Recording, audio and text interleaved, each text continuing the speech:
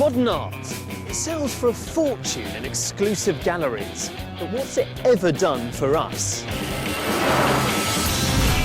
Has it influenced the clothes that we wear, or the buildings that we live in, the cars that we drive, the books we read to our children, even the way that we think? I'm Alistair Sook, and I earn a living writing about art. And in this series, I'm going to explore the life and work of four titans of the 20th century: Henri Matisse, Pablo Picasso, Salvador Dali, and Andy Warhol. They all changed their world, but have they changed ours? This week, Matisse.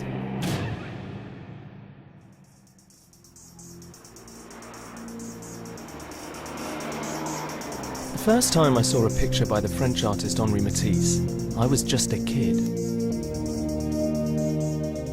It was one of his famous blue nudes. Incredibly simple, just one colour with no detail at all, a bit like a primitive cave painting. But something about it fascinated me then, and still does.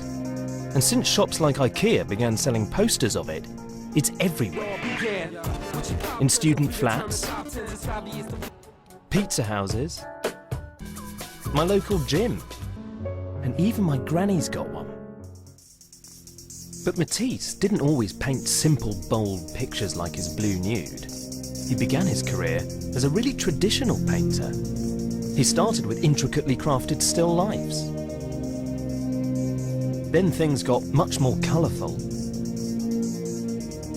Then a lot less detailed. And finally, he gave up with detail altogether and went with pure shape and colour. In fact, he's often called the master of colour, and some even say he created the way our modern world looks. But how and why did he go from this to this? And should we really be grateful that he did?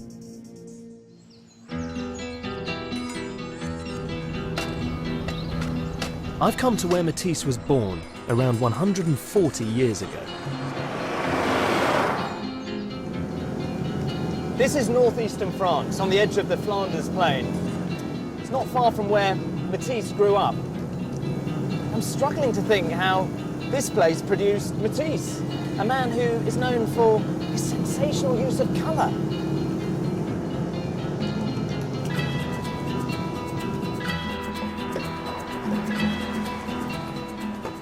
This is Boham, the town where Matisse grew up. All fairly unremarkable, definitely not picture postcard France. And his parents, far from being artists, were seed merchants. So this is where he lived, which I think might just deserve a picture. Young Henri next to the man with the tache. And me. Matisse was born in 1869, and this is where he grew up. This is the commercial entrance to his parents' seed store, and they all lived just upstairs. And by his own account, when he was young, he was a bit of a dreamer. He didn't really know what he wanted to do. He certainly didn't want to take over the family business, which really disappointed his dad. And he certainly didn't think he wanted to be an artist. This is what's left of the view from what's thought to have been Matisse's bedroom. He used to gaze out at the courtyard below, dreaming of escape from his dreary life. This space, if this was his room, witnessed one of the most important transformations in the history of art when Matisse spent many months bedridden. He had a breakdown. He thought it was appendicitis, but some people say it was depression. Matisse was then 19 and was nursed by his mother, Anna. She worked in the family seed store, which also sold house paints that she mixed herself. And she changed his life by giving him a gift to cheer him up: a paint box. He later said, "From the moment I held that box of colours in my hand, I knew that this was my life.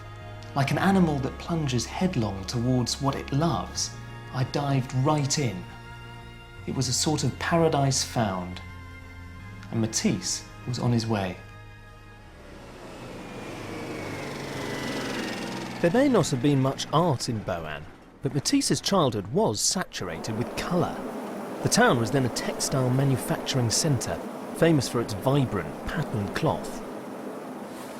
Boan's factories are long gone, but nearby, one's still going, supplying lace to fashion houses from Chanel to Louis Vuitton.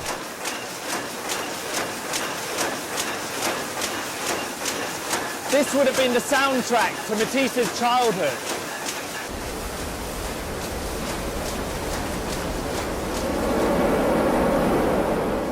In the dyeing plant, yarns are drenched in great vats of colour. I'm really starting to understand where Matisse got that extraordinary sense of colour from. As a kid, he must have seen colours exactly like these, bright, bold hues, every hue under the sun. Wandering through here feels a bit like walking through the factory of his imagination.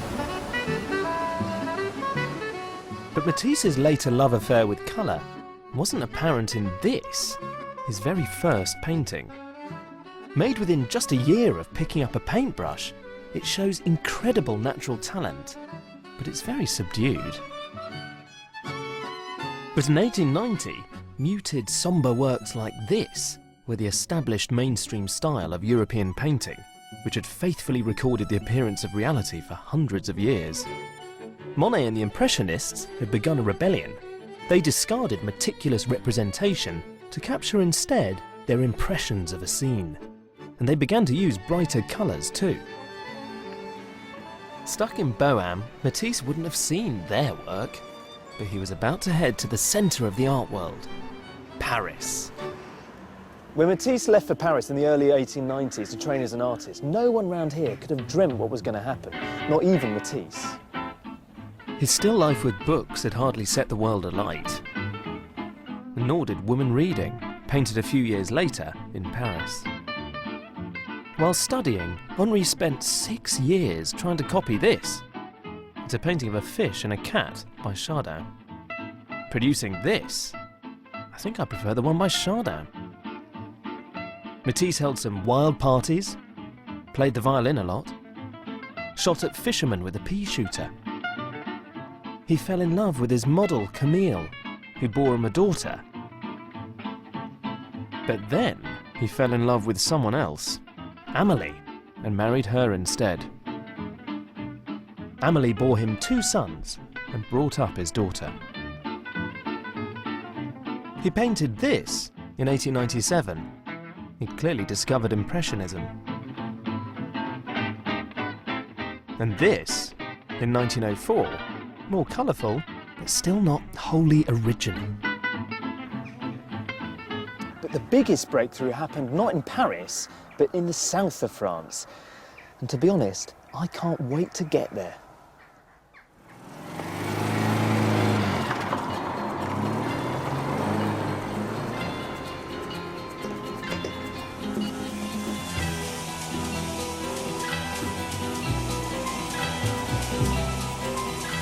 In 1905, Matisse travelled south on the journey that transformed his art and his life. He was in his mid-30s, broke, with 3 kids. He'd worked furiously for 15 years, as he put it, like a drunken brute trying to kick the door down. But he still hadn't found his own voice. Matisse said about his early years in Paris that when he was young he felt a bit like someone stumbling about in a dark wood with no clear idea of where he was heading, which in a sense isn't quite true, because he really knew that above all he needed to paint. That was absolutely his vocation. He was completely certain about it when he told his wife Amélie, "Mademoiselle, I love you dearly, but I shall always love painting more." Which is quite an astounding thing to say, really. I've just got engaged, and I don't think I could get away with saying something like that and hope to keep in the relationship. Henri and Amélie must have wondered if this fierce obsession would ever lead to anything other than poverty. But something about the south of France changed everything.